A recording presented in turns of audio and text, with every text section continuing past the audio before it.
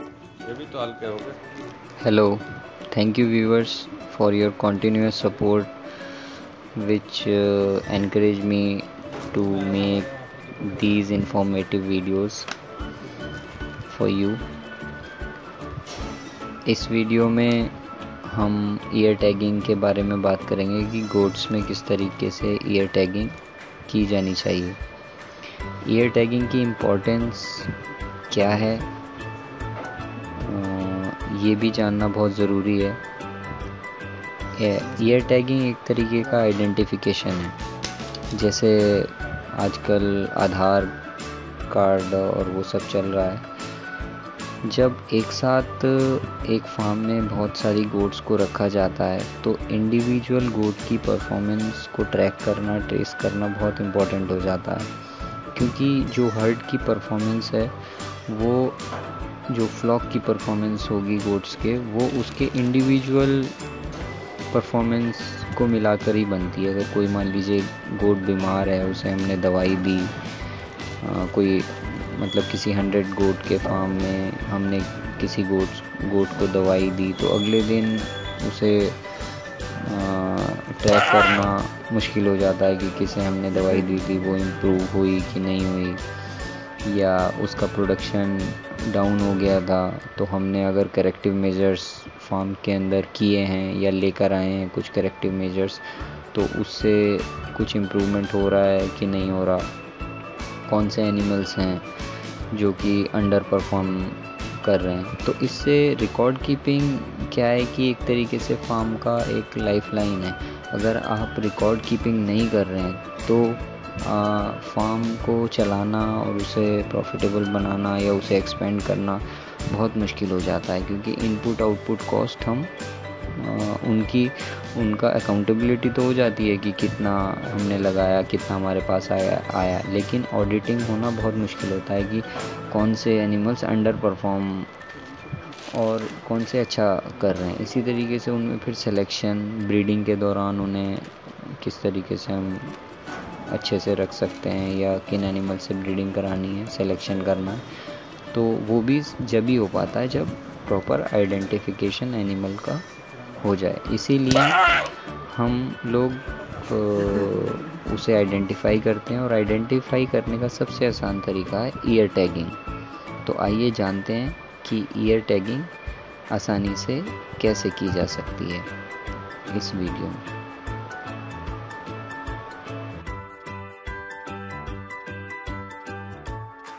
Friends, आइए अब देखते हैं ईयर टैगिंग ऑफ गोट्स में ईयर टैगिंग किस तरह करें इन ईजीएस्ट वे। जैसा कि हमने पहले अभी डिस्कस किया कि रिकॉर्ड कीपिंग एक इम्पॉर्टेंट एक टास्क होती है फार्म्स पर। जब एनिमल ज़्यादा होते हैं, उनका प्रॉपर प्रोडक्शन परफॉर्मेंस, उनका हेल्थ, ब्रीडिंग परफॉर्मेंस, न्यूट्रिशन, सब कुछ हमें रिकॉर्ड करके रखना पड़ता है, ताकि हम फार्म की प्रॉफिटेबिलिटी और उसकी सस्टेनेबिलिटी असेस कर सकें। It helps in tracking the performance of goats. Farm के एनिमल्स की जो परफॉर्मेंस है उसे ट्रैक करता है recording, which ultimately helps in taking important decisions. और इससे इंडिविजुअल एनिमल का आइडेंटिफिकेशन होता है, और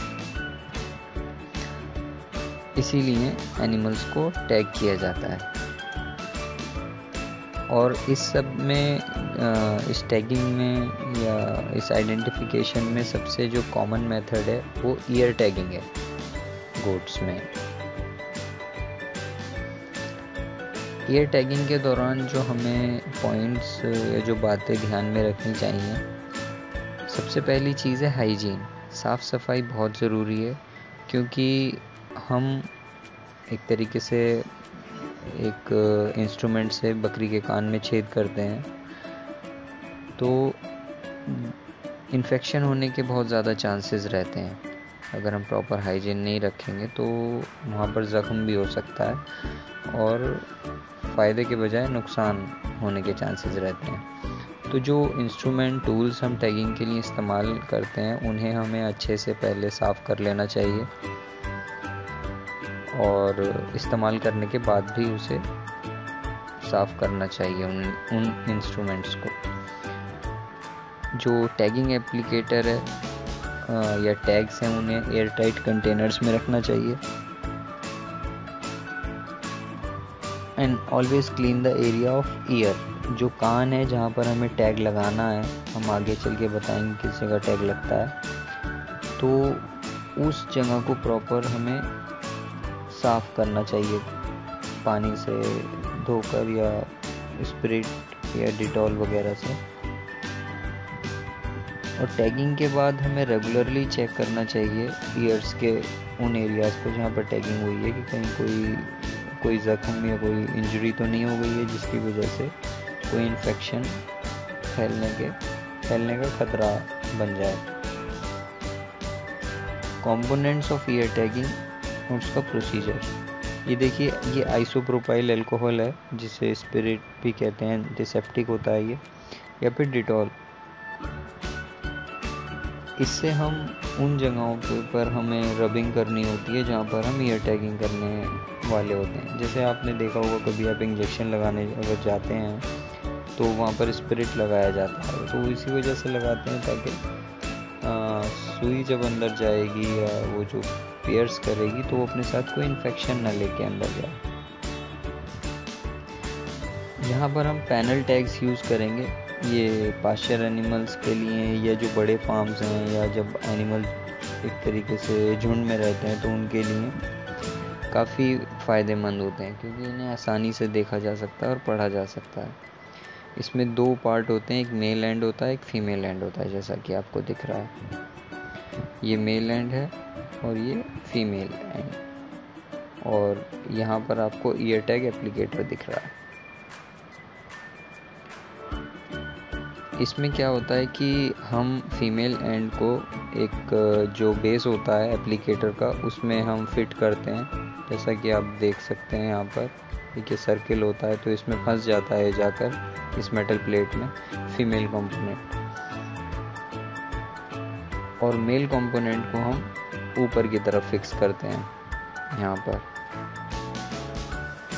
और इस बात का भी ध्यान रखते हैं कि ये जो जॉ है इसका, जो ये कील निकली हुई है, इसे हम एक बार एंटीसेप्टिक में जो हमने पहले देखा डिटॉल में या आइसोप्रोपाइल अल्कोहल में एक बार डिप कर लें, इसे भी और इसे भी, ताकि इन्फेक्शन फैलने का खतरा कम से कम रहे।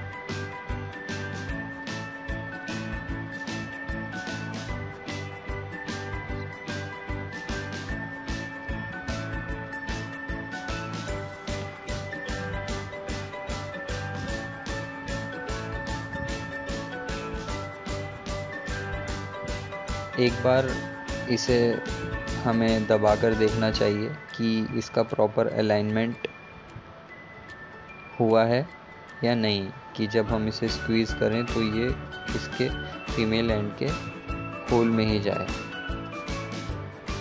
तो ये ज़रूरी हो जाता है देखना।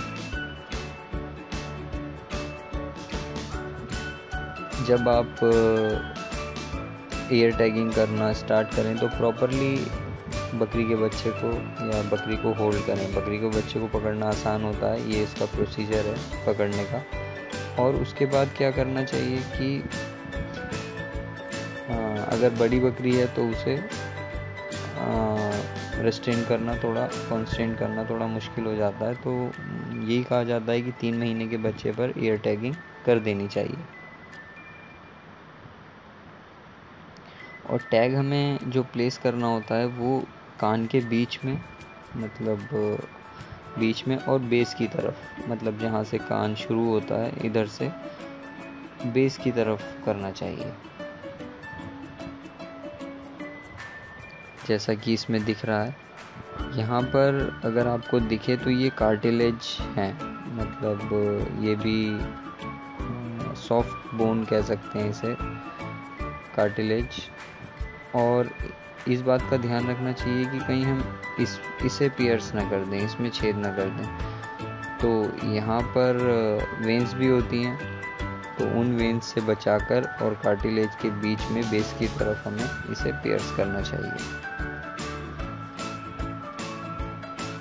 उस एरिया को आइडेंटिफाई करने के बाद जहाँ पर हमें इसे प्लेस करना है वहाँ पर वेन्स को भी लोकेट करें।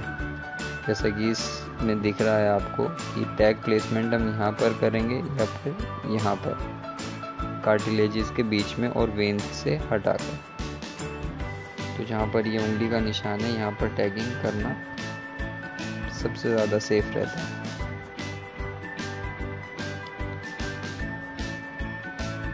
अब जैसा कि आप इसमें देख रहे हैं कि एक बार हम उसे प्लेस कर दें, उसे क्लीन करके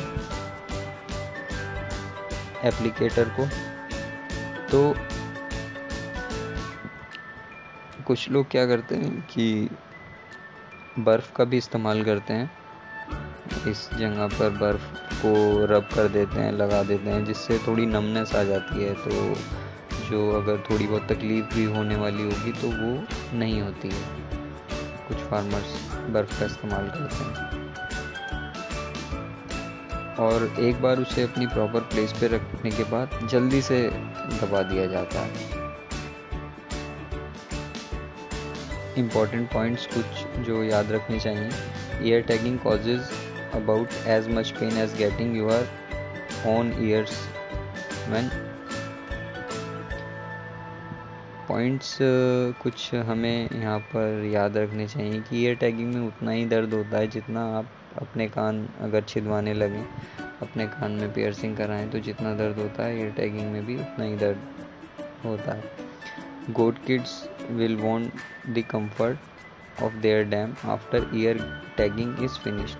तो गोट किड्स को उनकी जो माएँ हैं या उस झुंड में वापस कर देना चाहिए, जिससे स्ट्रेस कम हो जाता है।